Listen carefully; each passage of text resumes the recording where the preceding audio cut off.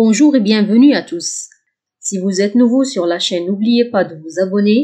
Et si vous avez une question, n'hésitez pas de la poser au niveau des commentaires. Dans la vidéo d'aujourd'hui, on va voir la reproduction sexuée chez les animaux. Introduction. La reproduction est le processus par lequel les êtres vivants donnent naissance à de nouveaux individus. Quels sont les principaux événements qui caractérisent la reproduction sexuée et quelles sont les étapes d'un cycle de vie؟ التوالد هو العملية التي تمكن الكائنات الحية من إعطاء كائنات حية جديدة. فما هي أهم الظواهر التي تميز التوالد الجنسي؟ وما هي مراحل دورة الحياة؟ Grand 1. Le rôle du mâle et de la femelle dans la reproduction. On va commencer avec les comportements sexuels. Les comportements sexuels ont pour but le rapprochement des deux partenaires. Nous avons ici l'exemple du paon qui réalise une parade nuptiale. Son comportement a pour but d'attirer la femelle pour la convaincre de s'accoupler. دور الذكر والأنثى في التوالد. السلوكات الجنسية تهدف إلى تقارب الجنسين. يقوم ذكر الطاووس باستعراض زواجي لجذب الأنثى من أجل التزاوج.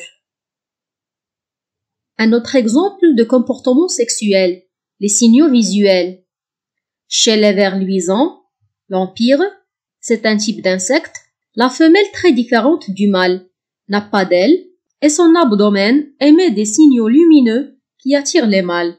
الإشارات البصرية.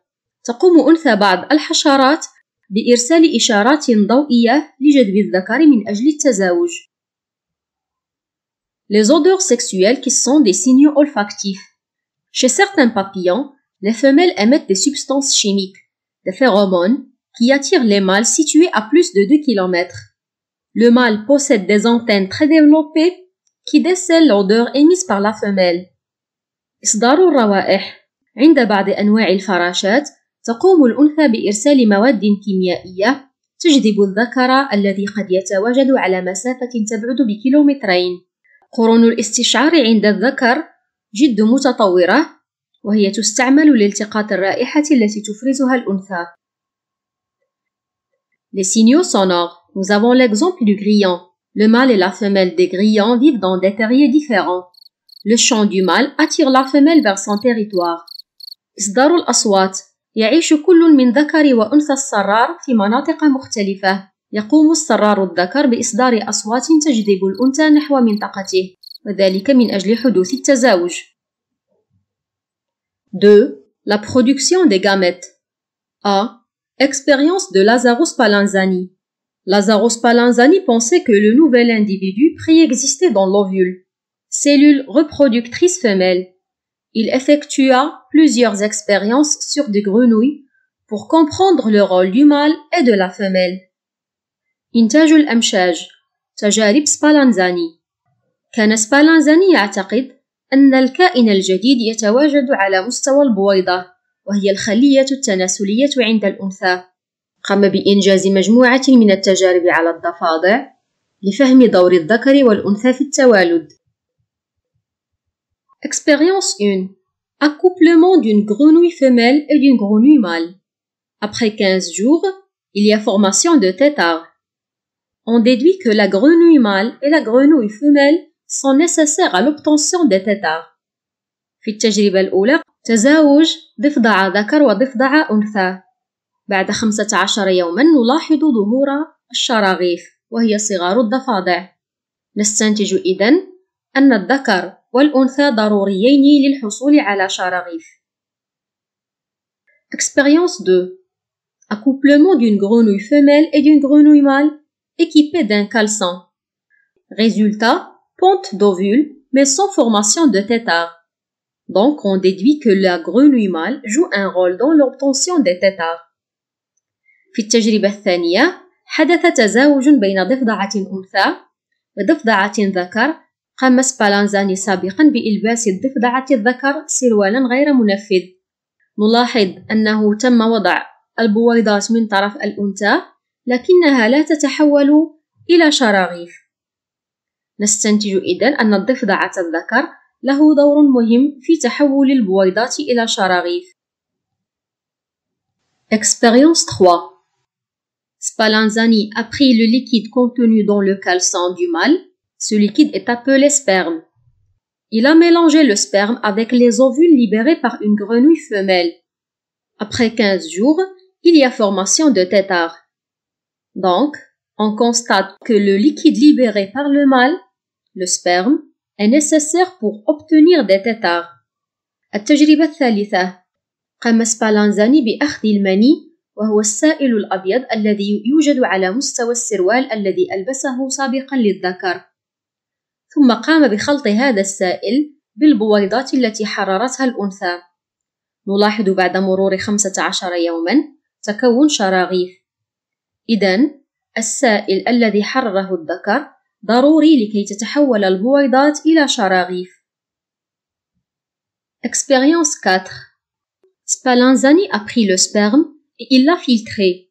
Il a obtenu deux contenus, le liquide filtré et les spermatozoïdes. Lorsqu'il a ajouté le liquide filtré sur les ovules, il n'y a pas formation de têtards. Par contre, lorsqu'il a ajouté les spermatozoïdes sur les ovules se transforment en têtards.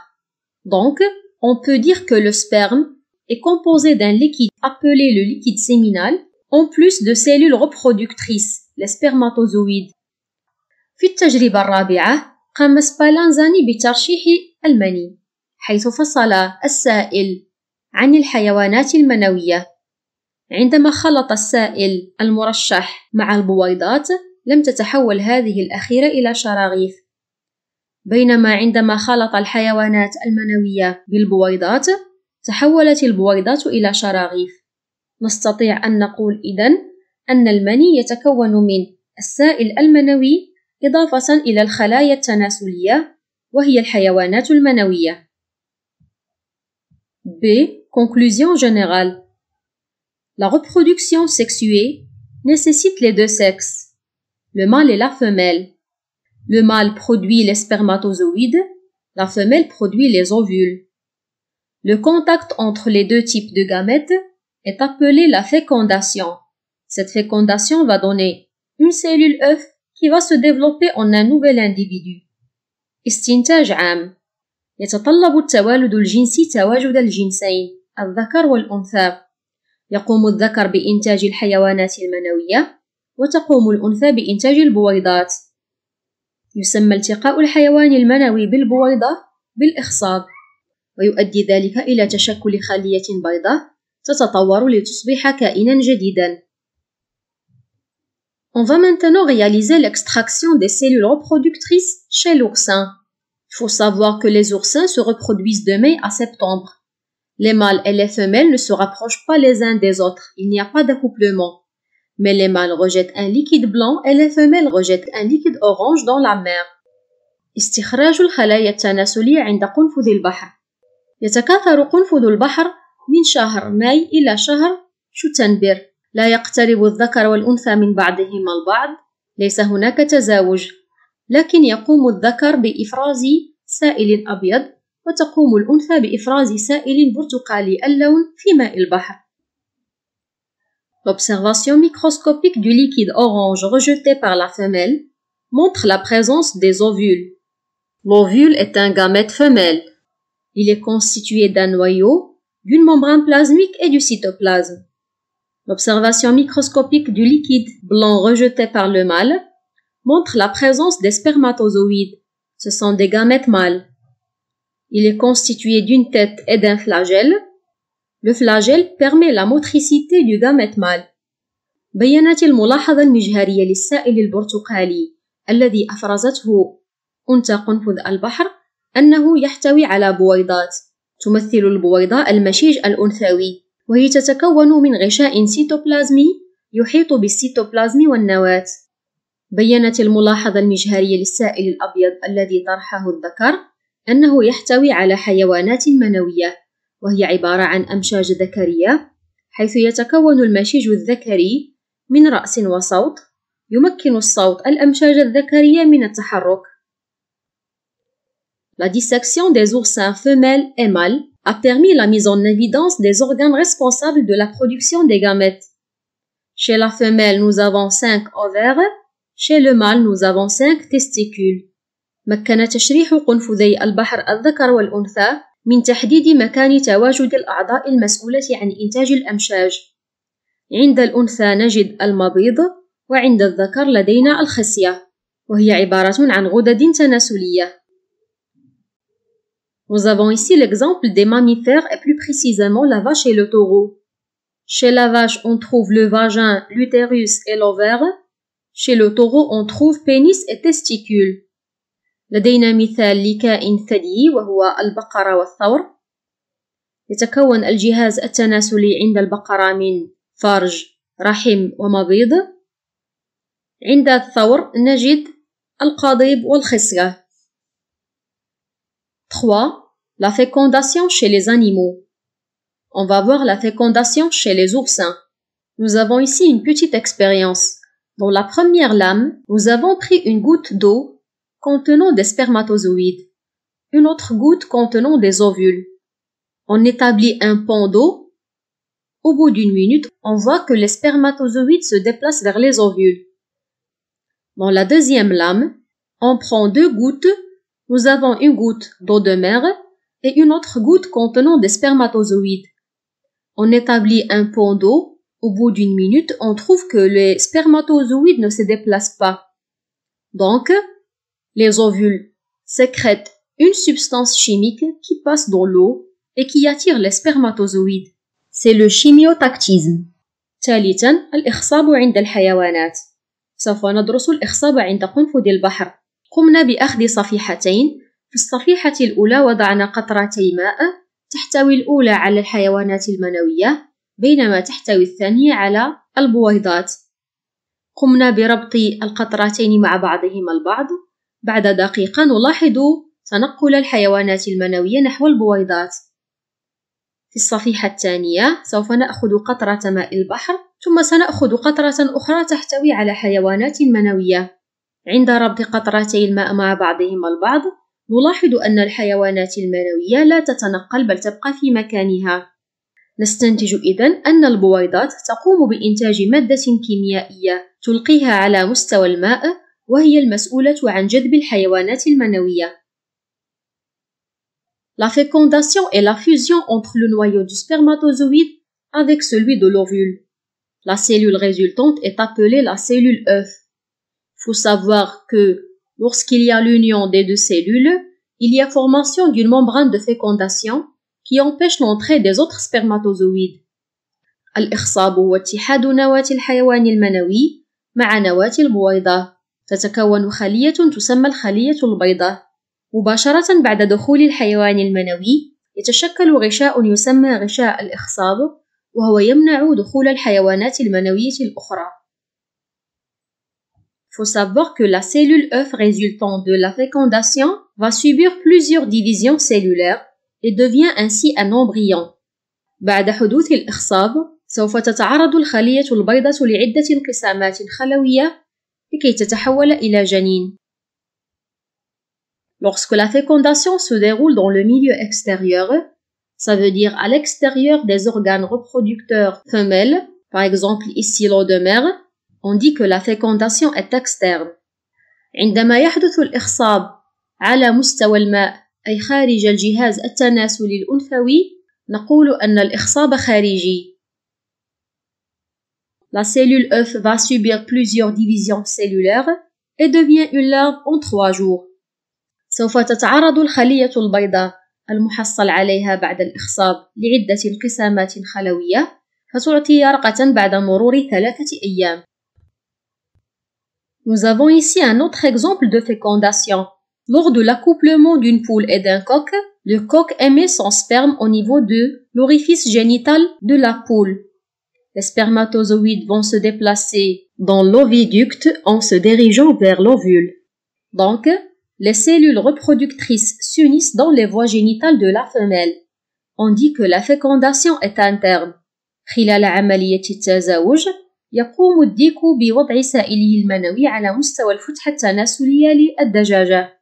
تتحرك الحيوانات المنوية عبر قناة المبيض متجهة نحو البويضة التي طرحها المبيض. يحدث إذن التقاء الحيوانات المنوية والبويضة داخل المسالك التناسلية للأنثى. نقول إذن أن الإخصاب داخلي. Grand 2. Le développement chez les animaux. النمو عند الحيوانات. Nous avons ici l'exemple de la grenouille. On sait que la femelle pond des œufs. L'embryon termine son développement dans l'œuf, hors de l'organisme maternel. On dit alors que la grenouille est un animal ovipare. لدينا كمثال الضفادع. تقوم الأنثى بوضع البيض، ويتم نمو الجنين داخل البيضة خارج جسم الأنثى. نقول أن الضفدع حيوان البيوض. Après éclosion de l'œuf, on obtient une larve qui ne ressemble pas du tout à l'adulte. Elle respire avec des branchies et elle a un régime végétarien. C'est un tétard sans pattes. Après, le régime devient mixte puis carnivore. Il y a apparition de 2 pattes. Les 2 pattes restantes apparaissent. Il y a développement des poumons. La larve devient une jeune grenouille qui ressemble enfin à l'adulte. On dit que la larve a subi des métamorphoses. On parle ici d'un développement indirect. بعد انفقاس البيض نلاحظ أن الصغير لا يشبه البالغ، فهو يتنفس بواسطة الغلاصم ولديه نظام غذائي نباتي وليست لديه أطراف. بعد مرور مدة نلاحظ ظهور الأطراف بشكل تدريجي ويتحول نظامه الغذائي إلى نظام غذائي مختلط، ثم أخيرا يصبح نظاما غذائيا لاحما. كما تختفي الغلاصم وتظهر بعد ذلك الرئتان. تؤدي هذه التغيرات إلى تحول الشرغوف إلى ضفدع بالغ. نتحدث في هذه الحالة عن نمو غير مباشر. Voici un autre exemple, le papillon. Le papillon pond des œufs, c'est un animal ovipare. Après éclosion des œufs, on obtient des larves qui ne ressemblent pas du tout à l'adulte. Les larves vont subir plusieurs métamorphoses pour ressembler enfin à l'adulte. Donc, le papillon a un développement indirect. إذن بالنسبة للفراشة فهي أيضا حيوان البيوض لأن الأنثى تقوم بوضع البيض، إضافة إلى أن الصغير الذي يخرج من البيضة يكون مختلفا عن البالغ. نقول إذن أن الفراشة لها نمو غير مباشر. Le troisième exemple est celui de la poule. La poule aussi pond des œufs, c'est un animal ovipare. Le petit qui sort de l'œuf après 21 jours ressemble à l'adulte. On dit que la poule a un développement direct. تقوم الدجاجة بوضع البيض. نقول أنها حيوان البيوض. بعد حضانة البيض مدة 21 يوما يخرج من البيضة كتكوت يشبه البالغ. نقول إذن أن الدجاجة لها نمو مباشر. Dans cet exemple, nous avons la brebis, c'est la femelle du mouton. L'embryon se développe au sein de l'utérus, à l'intérieur de l'organisme maternel. La femelle donne naissance à des petits. On dit que c'est un animal vivipare. Après l'accouchement, le petit ressemble à l'adulte. On dit qu'il a un développement direct. لدينا مثال لحيوان ثديي النعجة وهي أنثى الخروف. ينمو الجنين في الرحم داخل جسم الأنثى. تلد الأنثى صغارا. نقول أن النعجة حيوان ولود. يكون الصغير بعد الولادة شبيها بالبالغ. نقول أن له نموا مباشرا. Grand 3. Le cycle de vie chez les animaux. Le cycle de vie ou cycle de développement est la période pendant laquelle se déroule une succession de phases qui composent la vie complète d'un organisme vivant.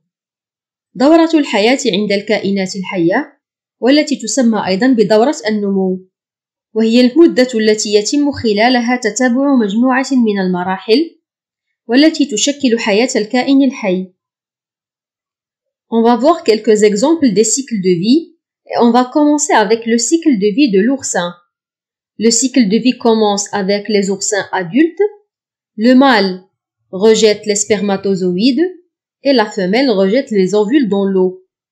Il y a fécondation externe et il y a formation d'une cellule œuf qui va subir des divisions cellulaires. On obtient une larve. La larve va subir plusieurs métamorphoses pour devenir un oursin qui va croître pour devenir adulte. لدينا كمثال دورة النمو عند قنفذ البحر. يقوم قنفذ البحر الذكر والأنثى بإلقاء الأمشاج التناسلية في الماء. يحدث الإخصاب الخارجي فنحصل على خلية بيضاء. هذه الأخيرة سوف تتعرض لعدة انقسامات خلوية فنحصل على يرقة التي سوف تتعرض لمجموعة من التحولات لتصبح قنفذ بحر صغير سوف ينمو ليصبح قنفذا بالغا. Voici le cycle de vie d'un coléoptère, c'est un insecte. Et enfin, le cycle de vie d'un poisson. Merci beaucoup pour votre attention. J'espère que vous avez bien compris et à la prochaine vidéo.